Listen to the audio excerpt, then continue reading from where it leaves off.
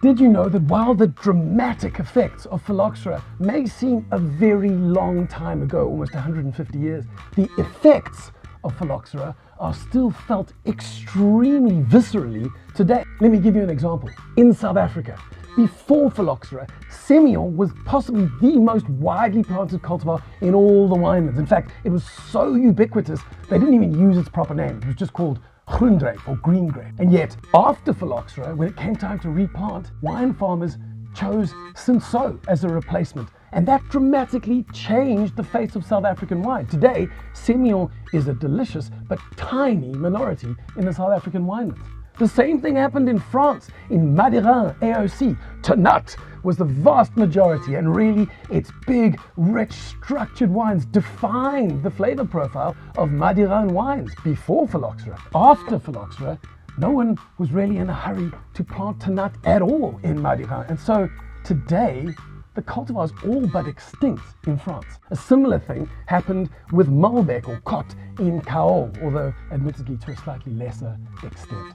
Finally, in Portugal, before Phylloxera, some sources say that Touriga Nacional would made up almost 90% of the wine vines in the country. And yet, because it was known to have small yields, after Phylloxera, when it came time to replant, no one was choosing Touriga Nacional in a hurry because everyone wanted higher yielding cultivars like Tinta Barocca, for example. But over time, the amazing structure and rich fruit and floral aromas and color really could not be disputed, and so many of the quality conscious winemakers began slowly replanting Touriga and bringing it back into circulation, really because its quality just could not be denied. And really that quality driven fighting comeback is the same reason that Touriga Nacional is on the front foot today outside of Portugal, in places like Argentina, where it's now approved for some of Argentina's reserve wines, and in South Africa notably, and to a lesser extent in Australia and California. In fact, today's Hendrik Solo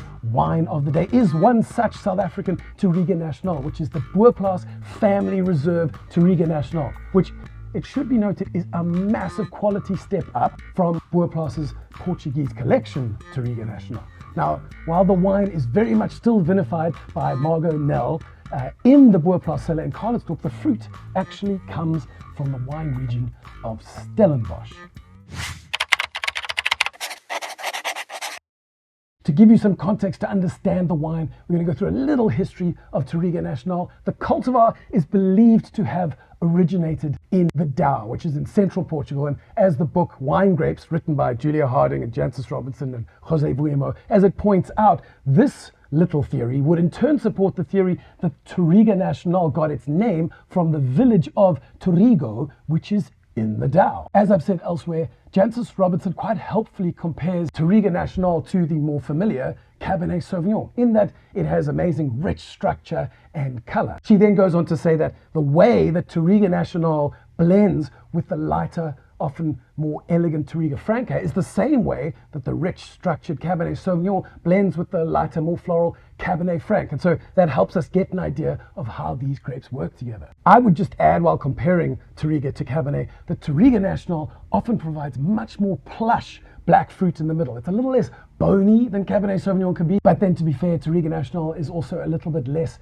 effortlessly complex in the way that Cabernet Sauvignon can be. But that's enough theory for one day. Let's get into the glass. When we give this guy a sniff,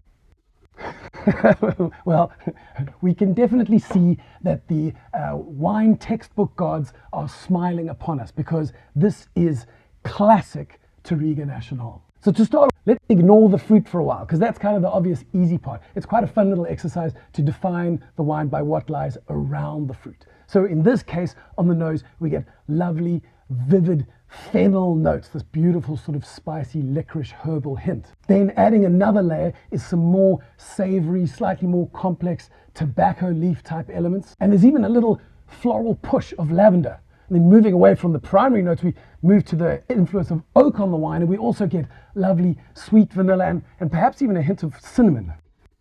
And then if you want to talk about the fruit as well, it is all in the black fruit zone. So you do have roasted black plum, and that roasted element, the sort of Maillard and complex sugar caramelization brings that savory element. But then there's also black cherry, maybe some slightly sweeter blueberry, finishing off with a slightly hint of confected blackcurrant pastels, but really in the best way possible. So let's give it a sip. Well, there aren't really too many surprises because those same black fruit elements flow through onto the palate. Black plum, black cherry, black currant. But one must note that I talked about that plush Touriga fruit. It's not overwhelming because it's all kept firmly in its lane by really lovely structured tannins. And the beautiful thing about this Touriga is that the tannins are really quite firm. But because the fruit is so plush, it makes for beautiful drinking right now. Of course, it's going to age, but we don't have to wait as long as we might have to wait with a really structured Bordeaux blend, for example. And then on the finish, as we noted on the nose, those lovely licorice spice elements start to emerge again and mingle with the cassis as it tails off.